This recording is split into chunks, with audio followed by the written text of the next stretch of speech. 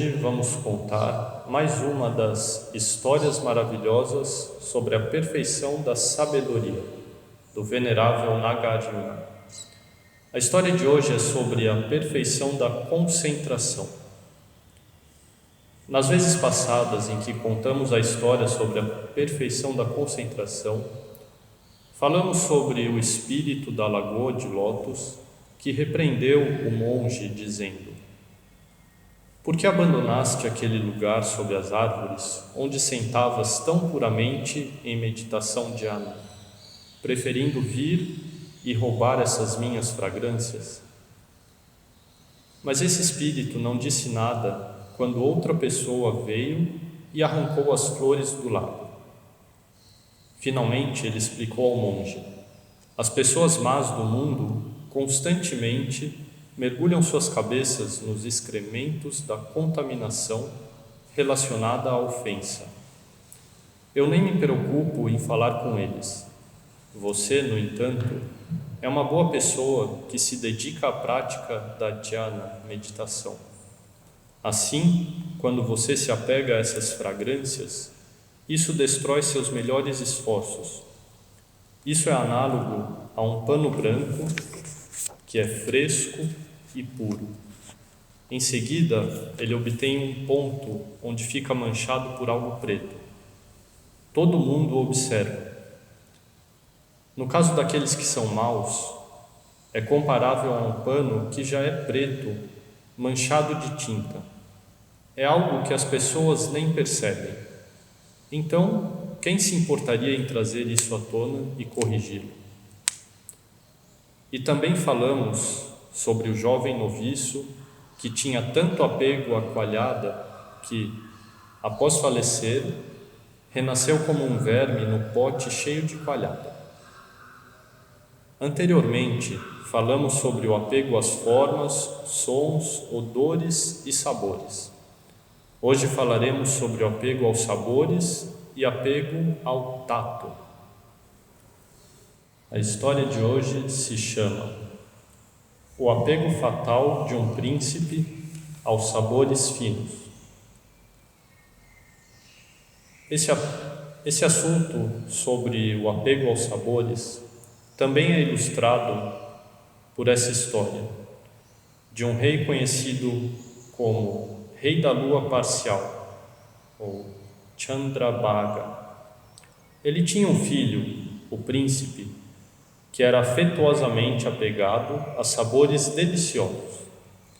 Por esse motivo, todos os dias o jardineiro do rei trazia frutas finas para o deleite da Vossa Alteza.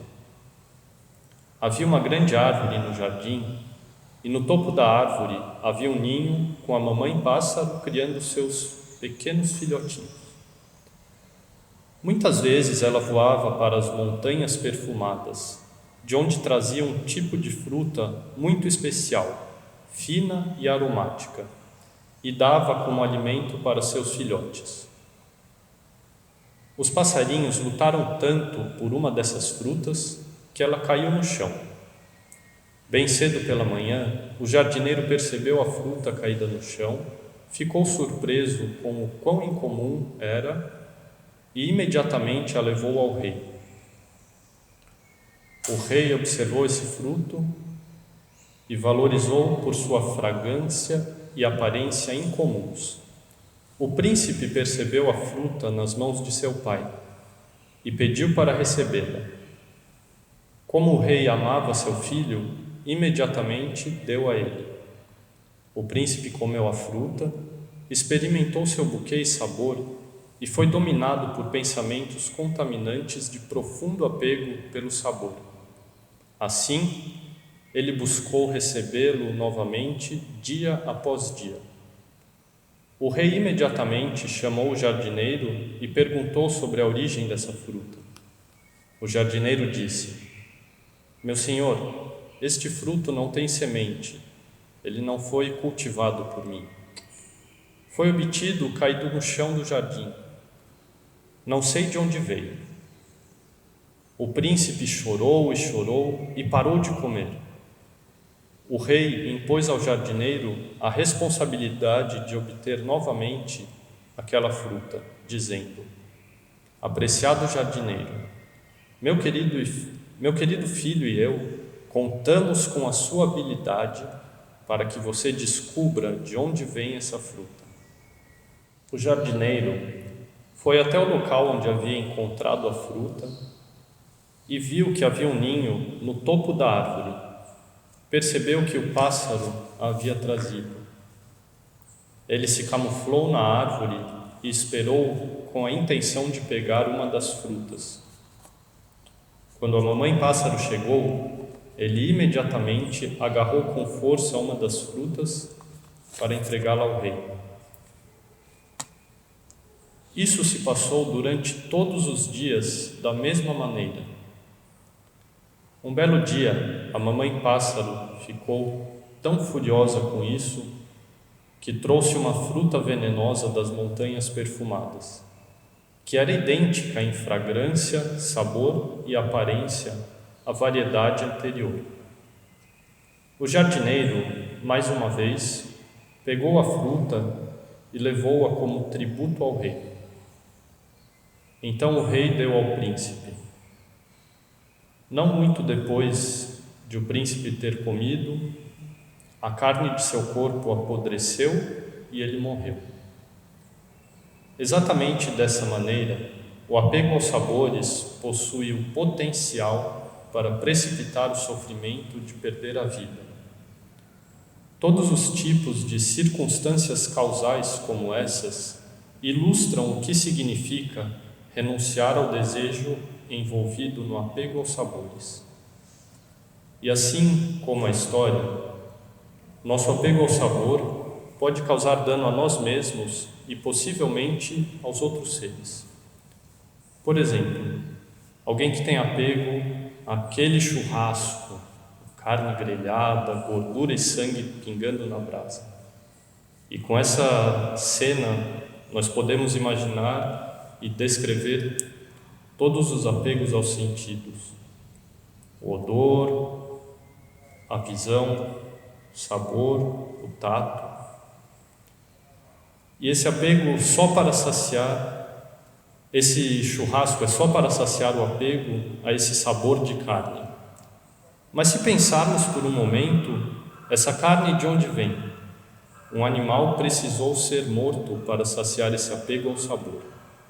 Outro exemplo é o apego pelo sabor de bebidas alcoólicas. Às vezes a pessoa acha que não tem problema tomar alguns copos, algumas doses e depois da festa volta para casa dirigindo. Com a consciência alterada devido ao consumo do álcool, sem intenção, acaba batendo o carro no poste ou até mesmo atropelando alguém. Ou então, mesmo que consuma bebidas em casa, pode acabar ficando alterado ou alterada e brigando com os pais, cônjuge e ou com os filhos. Outro exemplo é sobre o cigarro, que muitas pessoas acham de menor importância, mas realmente é bastante incômodo para os que não são fumantes ou ex-fumantes. Além de fazer muito mal à saúde de quem fuma ou de quem inala a fumaça indesejada. E esse tipo de apego também pode causar desavenças entre pessoas queridas ou até mesmo entre vizinhos, pois uma vez que se acende o cigarro, não tem como controlar para onde vai a fumaça. E também ao vício às drogas, que também permeia não só apego ao sabor e odor, mas também ao tato, a sensação corporal. Não tem como falar o suficiente sobre os perigos de consumir drogas. Sabemos o quão mal faz para o organismo, independente da substância. Às vezes a pessoa pode chegar a roubar coisas da família ou até mesmo na rua para poder conseguir mais drogas. E isso tem um impacto enorme sobre a família, amigos, pessoas queridas e até mesmo a sociedade, que vendo alguém perder a saúde e muitas vezes a vida para o vício às drogas, por causa desse apego contaminante da mente. Todos esses tipos de apego são causas para más retribuições no futuro. Por que devemos renunciar ao tato? Esse tato é a causa da produção do fogo das aflições e é a raiz da escravidão da mente. Como é isso? As outras 4 faculdades dos sentidos, visão, audição, olfato e paladar, ocupam cada uma sua própria área particular. O tato, entretanto, envolve uma consciência que permeia todo o corpo, pois a área da qual pode surgir é extensa. Mais comumente serve como base para gerar apego contaminado. É difícil separar-se desse apego. Como saber disso? Tome, por exemplo, uma pessoa apegada a formas sensuais. Normalmente, se alguém contemplar a impureza das 36 partes do corpo, desenvolverá uma mente de renúncia. Se, entretanto, alguém se apegou ao tato, mesmo que esteja ciente da impureza, pode continuar a ansiar por sua sensação de ternura sutil. Neste ponto, a contemplação da impureza pode não trazer nenhum benefício. É por essa razão que é difícil renunciar ao tato. Além disso, porque é tão difícil renunciar, pode-se continuar a gerar regularmente graves transgressões kármicas. Se alguém cair nos infernos, esses infernos terão 2 regiões. A primeira é conhecida como gelo frio, a segunda conhecida como fogo ardente. Em ambos os infernos, sensações associadas ao toque físico são empregadas para fazer com que alguém sofra punições que infligem uma miríade de formas do veneno do sofrimento. Esse tato é conhecido como o lugar da grande escuridão. É um caminho íngreme, acompanhado de perigos e dificuldades. Por isso, o Buda enfatiza que quando praticamos paramita meditação, precisamos aprender a renunciar ao apego pelo sabor e tato, pois são os apegos mais grosseiros e que causam obstáculos na prática.